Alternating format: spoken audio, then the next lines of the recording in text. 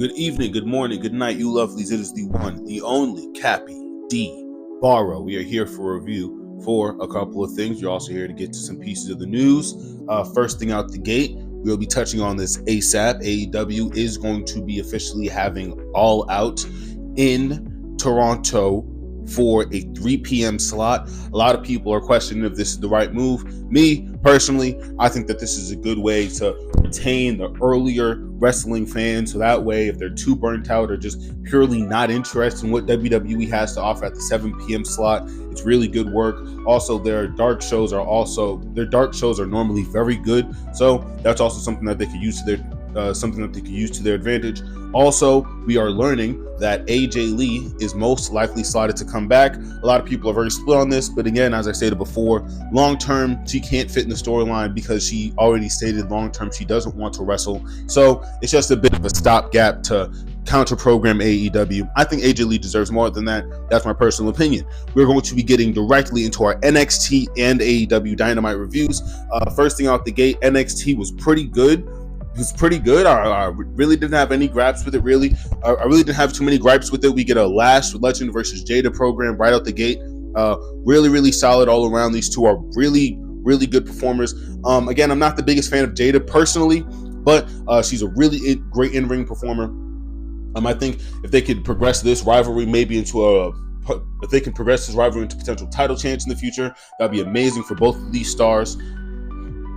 We do get a Josh Briggs segment. He also has a match later in the night. Honestly, I'm not the biggest fan of how he's just being written creatively. I even think like his finisher is just a little bit bland. There's a lot of things you could be doing with somebody his size and his stature. Maybe if you give him a talking piece so he could just kind of be like a wrecking ball like Brock was back in the day. I don't know, but I feel like everything that they're going with this guy just kind of feels a little meh. There is a further program being pushed with Javon Evans and him. That's probably going to lead to the next pay-per-view. All in all, though, I want to see something a little bit better than what we're getting with Josh Briggs. They are trying to recoup on their speed insurance, being that WWE speed and, the deal with Twitter is no longer going anywhere. They are trying to recoup on that, and that's happening, but not going to lie, again, the wrestlers on that kind of entire division deserve so much more. That should be on your main card in between commercials, right? That's how you retain an audience. That could be your version of a dark match, but again, that's free matches that the wrestlers won't. That's free matches that the fans aren't paying for. So WWE will never do some shit like that, as I like to call them, worldwide excrement. They have DIY out there talking about the glory days of the old NXT, and honestly, I feel like this was just somebody being like, remember when things were fun here? Remember Black and Gold? I don't know. I think that a big part of WWE right now is just nostalgia bait. Like, you can have proper matches without nostalgia bait. Also, if you're gonna just move DIY and like her service because there is no room on the main card for them back to NXT, just fucking do it. Just do it. Stop this half-ass on SmackDown run NXT. No, make them a permanent act on one show. So now they can. So now they're more integrated in the stories. And now maybe if they want to have a title shot, it's a little bit more organic than them bouncing from brand to brand. I don't know. Next couple of segments for NXT, we have Jordan Grace versus Callie. This is the winner of the Let's Effin' Go show. I guess the Maya Steel girl isn't the winner of that show, but honestly, I haven't seen Jasper Troy. There's a lot of just, I guess, Evolve is Callie and Maya Steel is Let's Fucking Go. I guess, right? Okay, that's cool. Yeah, but we do get a match between Jordan Grace and Callie. Callie does eat a pin, which is whatever, but Grace did really need this. Grace really did need this victory, to kind of progress her feud with what's going on with Blake Monroe. Again, they've already had this feud. They already had their big match. So I don't know what the build to this really is, but that is what we're doing with these two. Blake Monroe gets busted open. That was chef's fucking kiss. Women need to blade. The fact that women aren't blading is a fucking misogynist idea. You cannot only have women to sell as sex. Women are human beings, and if wrestlers get fucking color in that ring, they're supposed to get color, man. Becky Lynch, she's allowed to fucking get color. You know what I mean? Like, honestly, there are so many women in this industry, WWE, and all across the board who need blade, bro. Women blading is badass, bro. Honestly, more of that shit. And finally, to end the match, And finally, to end the show, we get an all-star tag team match. Because, not for nothing, it can kind of apply as that. I'm not gonna lie. Obi Femi, banger. Ricky Starks, really, really fucking good. Hank and Tank, I'm warming up to. I still think that in the ring, I don't know if they have as much chemistry with everybody else as they do their regular matchups, but really, really solid match all around. It kind of ends with Joe Henry kind of going in there and going like, say his name and he appears. It's interesting because they're not doing a lot with Joe Hendry, but I am trying to understand that to make him over, you do have to play to the more comedy-esque aspects of his marketing, because maybe they just don't think he's a good wrestler, which I don't think is true. I think Joe Henry is an amazing fucking wrestler. I think he can put on big fucking matches because we've seen it in the indie circuit. You know what I mean? I don't know. I think it's a little weird. All in all, though, I give this NXT a cool 7 out of 10. There are some things I just didn't touch on because I don't feel like it's important, like Josh Briggs and everything like that. But those segments really kind of are outshined by like Obi Femi, by Ricky Starks, by that feud, right? Hopefully that match is amazing. Two phenomenal in-ring performers in those two, right? Blake Monroe getting busted open. Hopefully they carry that energy over to the next pay-per-view, right? A last man death, like a last man standing match with Jordan Grace and Blake Monroe, and they fucking paint the canvas in red. That's some fly shit, bro. That's some fly shit. That's how Blake Monroe plays. I do fear that though some of this creative is just only going to play to the WWE's way of things. I want to see Blake Monroe get busted open. I want to see women run the blade. I do want to see different kind of match formats that maybe mirror something of old New Japan or old lucha wrestling. Like, this is what authentic wrestling is supposed to feel. It's supposed to feel like new things are being added into the pot. It's supposed to feel like new things are being added into the pot to keep the feeling. It's supposed to feel like new things are being added in every so often to keep the atmosphere fresh, right? God forbid the atmosphere is fresh. All in all, though, if they keep this energy up, though, I think NXT is going to soar clean above Raw and SmackDown. We are going to be getting into Dynamite, though, and all in all, I'm not gonna lie, I really like NXT. But Dynamite it's up there, man. Dynamite is fucking up there, and just on pure star power. Really, really good Dynamite all around. Again, I'm not able to catch some of these promotions live just due to the nature of how everything is in the world, right? Late stage capitalism and all that. But I really, really did have a good time with Dynamite. These shows are about a day apart. NXT September 2nd, Dynamite September 3rd. Really, really good show all around. They start off with Gabe Kidd. He's calling out Darby Allin. And it's really interesting, right? Because Darby Allin, in the most insane way, right? In the most insane way possible, he finds a way to solo all of the Death Riders.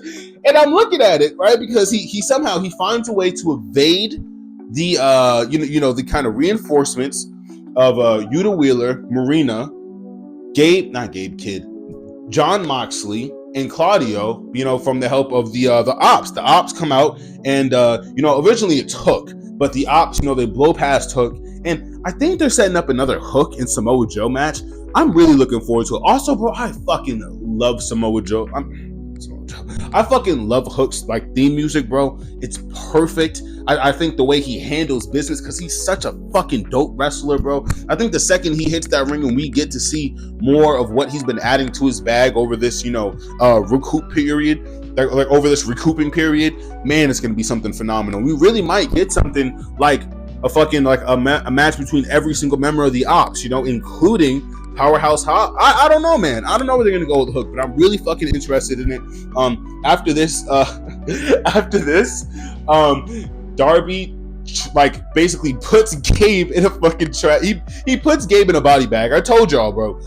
He finds a way to evade all of the Death Riders. He puts Gabe in a body bag and he drags him off. Apparently Gabe Kidd is going to be going on a bit of a New Japan tour, so I guess they're kayfabe killing Gabe Kidd. I don't know. Darby Allin's gonna have to go to jail, maybe for some other things. Maybe for some other things that we will not talk about on this episode. Next match of the night, we get Alex Windsor versus Mercedes. This match is really fucking amazing. It's I don't know. It's like witchcraft. It's fucking witchcraft, and I'm not being facetious, bro. It's Mercedes Moné has such an insane way of being a heel, being a despicable quote-unquote person in the ring, always going over, right? So the crowd is supposed to feel this fatigue from her. And it's every single city across the world. It's CEO. See, like, bro, she's over as fuck, and she is such a fucking beautiful in-ring fucking performer. Like, in-ring performer. The way she executes spots and fucking controls the tempo of a match just on, the kind of directions that her opponent is giving her, it is phenomenal. And Alex Windsor is the future of this fucking women's division. I'm telling you, bro, she's right up there with Megan Bain. Like, we are seeing some fucking caterpillars in fucking a metamorphosis right now. It is beautiful fucking work. This is for the TB. I believe this is also for the TBS Championship. Just letting her fucking defend the belts on the fucking TV show, like, that's such a foreign concept to other wrestling shows. But it's in reality, if you want these secondary belts who feels like something, you have to make everybody in that roster know, okay, next Wednesday, if I lock the fuck in, I can get that title belt. I can get that title opportunity. And now next Wednesday, you don't have to wait until the pay-per-view, right? Really, really solid booking all around. Mercedes does go over, but really, really fucking dope match. A lady by the name of Rio comes out. She is from New Japan Wrestling. I presume that she was on some kind of injury leave or something, because she's back, or maybe she was just over there, now she's over here. But really, really big fucking pop from the crowd. She looks amazing with that title, by the way. I'll check out a couple of her matches when I get into my free time. But the feeling that I'm getting from this Dynamite, man, it's like, mind you, fresh off of the NXT. Like, fresh off of the NXT, it's like wrestling is back, bro. Like, wrestling is back. Like, this is proper excitement, right? There are stories going into proper shows. We get a really nice segment with Mark Briscoe and the Don Callis family. Mark Briscoe says that Don Callis dressed like some form of a dick. I low-key kind of forgot, but it was funny. It was really funny. This leads to like an impromptu match between fucking LeBron, bro. Fucking LeBron and Mark Briscoe. Fucking Lance Archer, fucking 20-year vet, fucking versus Mark Briscoe, the fucking hometown hero. This was a great fucking match. Like, really, really good match. Lance Archer has a really solid way of just moving with the fucking, like, just moving with the match. Like, he takes spots, he performs when he needs to perform. There was a match a couple of weeks ago where he was going up against, it was wild. I believe it was Spring Breakthrough, and he was going up against Kevin Knight. And the way he controlled that match and then easily took the back foot for Kevin Knight to get over, Lance Archer is something really fucking special, man. Really, really special. Mark Briscoe, he ends up going over, but he's fucking, he's antagonizing Don Callis. Don Callis get ball chanty. Even when he's introducing kind of like Lance Archer to take on this match, like the crowd barely lets it get a word. And by the way, amazing crowd. The ECW Philadelphia crowd is doing their fucking thing, man. Definitely not on par with, some of the European crowds that we've been seeing this week, but fucking amazing crowd all around. They're just like any other crowd. When you need them to react, they react. Very, very intelligent. That always adds to the atmosphere of a show. We learn at the end of this that Mark Briscoe is going to be going up against Konosuke fucking Takeshita next week on Dynamite. And I'm not gonna lie to y'all, bro. I think this is probably going to be one of the best matches of the night. Like, I think next week, that match is going to be easy night of the match category. Mark Briscoe is insane. Konosuke Takeshita is fucking tapped, bro. We're gonna get something beautiful with that. Beautiful fucking with that. I'm so fucking excited for that, man. Next fucking segment, we get a Harley Cameron, Chris Statlander segment. They're being interviewed by Renee. I made a comment that Harley Cameron's mask is getting smaller. She didn't have a mask at this point, so I'm telling y'all, somebody's listening to this podcast or something's going on, because now she just don't even got a mask at all after wearing that thin ass mask. Whatever, right? Whatever. They're out there, and Renee saying like, how she feels about them being a tag team. I'm really excited to see what the fuck we can get from this women's tag team division. I pray that we get belts, man. I'll be so fucking cold. I can already see some of the pair ups now, and what we get from Harley is, it's like, I'm super excited. We're an amazing tag team. We're on a roll. We're 1-0. With Pac means we're undefeated. Bro, Dino, bring your punk asses outside. Chris Stanley has to tell her to like chill out, bro. It was funny. Listen, bro. All I'm gonna say is, bro. All I'm gonna say is, all right. Wait. All I'm gonna say is, bro. Wrestling Dream. All right. 2026, Wembley Stadium. Huh? What? Harley Cameron versus Chris Statlander and Bro Dino, huh? Maybe. No. Okay. Never mind. It's all right.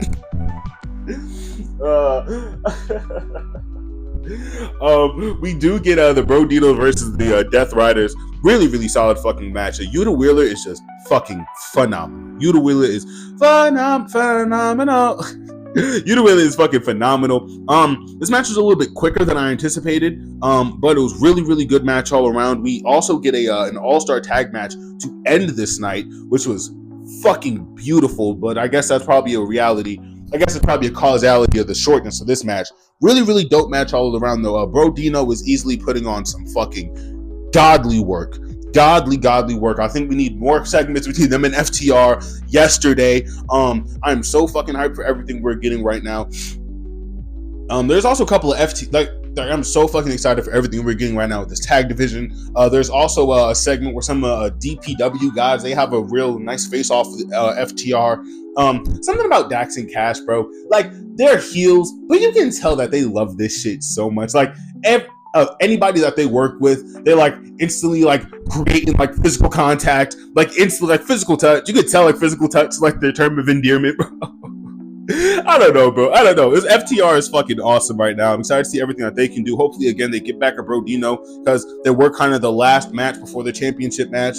Fire fucking segment right there. This little segment, nothing too crazy. We get Toni Storm. You know, she offers an open challenge for her belt again. Toni Storm, she's booked so fucking strong. She's booked like an absolute badass. I really am curious who is going to be the person to take that belt off of her. Again, it seems like Chris Statlander has kind of really found her place next to Harley Cameron and trying to flesh out this women's tag division. So I'm looking forward to seeing what we can get from Toni Storm. You know, there's a lot of rumble that it might be Queen of Minida, or maybe, you know, another ROH name that, you know, kind of proving themselves, maybe even somebody from New Japan. So I'm tapped in. I'm looking forward to seeing what we can give from Toni Storm, maybe even somebody from CMLL. Yeah, maybe even somebody from CMML. Maybe even somebody from CMLL. You know, I'm looking forward to see what we can get from that. Toni, obviously, she looks gorgeous. Let's see what we can get from that. Next little segment on the card. And we also get a lead in from Okada. Okada is shit talking Takeshita. I really do, guys. I really do think that we're going to be getting to this Okada and Takeshita thing so much quicker than we anticipated. And yo, I posted this shit at Reddit, bro. I was like, yo, we need this. And in my mind, I'm like, it's the 21st century. I know somehow, some way, through either like the collective conscious or just the chance of probability, right? The chance of probability. Somebody in that creative room seen something adjacent to my Twitter, or like adjacent to that post, right? Because it got about like 30k views or something like that. And in my mind, I'm like, there's no way nobody's seen this in the atmosphere, right, of that executive AEW or executive sport department, whatever, right? It's just, it felt impossible to me. And now they are pushing this fucking Takeshita and Okada fucking program. Nigga, I'm about to nut. Yo, they're about to do it, bro. And I'm not gonna lie, I don't think niggas is ready, bro. I do not think niggas is ready, bro. Okada and Takeshita are maybe some of your best performers on your top 10 list in AEW. Easily top 10, right? I don't understand where you can go wrong with this, bro. Like, oh man. I love the idea of not only Don Callis family having like rifts in the family, but also Takeshita and Okada being who they are, just carving their own paths. You know what? It's just so fucking dope to see. I'm so fucking excited for that match.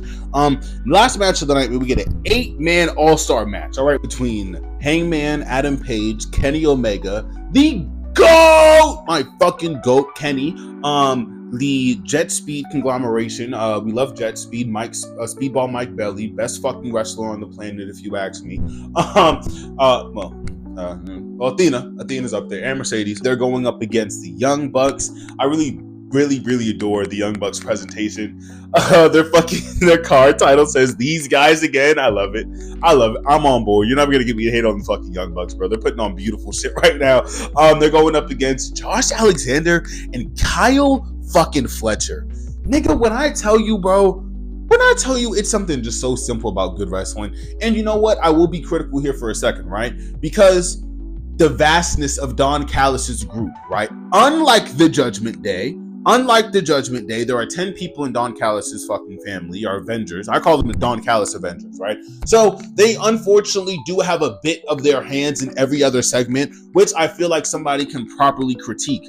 But some of the wrestlers, like nigga Konosuke Takeshita, Josh Alexander, Kyle Fletcher alone, I'm not complaining about them being on TV, bro. I'm sorry. I'm not doing it. Not to put anything down against Roxanne Perez or fucking Raquel Rodriguez, but it's just a simple creative choice. There aren't 12 members of the Judgment Day. There's 10 versions of it. There's 10 members of the Don Callis family, though. So if they're everywhere, it kind of makes a bit more sense. In this match, yo, it's so fucking good. Like, it really might be like not match of the month because, you know, we still had that Tomohiro Ishii and Takeshita match a couple of days back, maybe like a week or so. But it really does fucking just highlight the wrestling level that is at AEW. This is a televised match on cable TV. They're world champion. He's not sitting up somewhere, having libations, having talks. Let's talk about it. What you guys want to talk about? No, he's up here wrestling his ass off, putting damn near match of the night fucking category matches on, bro. It's beautiful. The fucking Young Bucks, they haven't missed a step in that fucking ring. There's a really dope segment where Josh Alexander, Kyle Fletcher, and Young Buck, and the Young Bucks, they all end up hitting a finisher on, I believe it's Kevin Knight. And I also think he might eat the pin just to kind of finish off the night, but dude, are these fucking performers something else. Kenny Omega, the Elite, reunite and the fucking crowd pops. The crowd is popping the whole night, bro. The crowd never stopped popping. It was so fucking dope to see. We also get to see Kenny in his fucking just hybrid fucking form. He's fucking phenomenal in that fucking ring. I do not know if he's dealing with some kind of injury though, because, you know, again, after Kevin Knight, he does eat the pin, and the Don Callis and Young Bucks do kind of win this match. There is a bit of an ambush, and Kenny Omega is written off of television. I presume to lead to maybe some kind of program with the Don Callis family and Hangman, being that, you know, Hangman is really remorseful about this, defeat at the hands of the Don Callis family. I wonder what direction they're going to go, being that Okada Continental Championship, we do seem like we're going to be getting Takeshita and him very soon. Also, everybody, you know, even from like Josh Alexander to, you know, like LeBron, my GOAT, you know, Lance Archer, they do kind of have this mid-Carter kind of funk on them. So I wonder where Hangman is going to be going. Maybe we're going to be getting Kyle Fletcher to drop the title, and he has, you know, just blood in the water for Hangman. Who knows where that's going to go, right? But, All Out is right around the corner. They also set up, you know, they also set up a Rio and Mercedes match, right? They also set up a Rio and Mercedes match at All Out. I think that's going to be fucking dope. We're also going to be getting some stuff from Kristen Cage and FTR at All Out. All in all, man, wrestling is in a good place, man. Wrestling is in a good place. I was, this was NXT September 2nd, 2025, and AEW Dynamite September 3rd, 2025. I will be getting to the One Piece chapter 1159 very, very soon. We're also going to be getting to some outside of wrestling, some football and some baseball stuff. So you guys stay tuned for that and stay beautiful. Peace, y'all.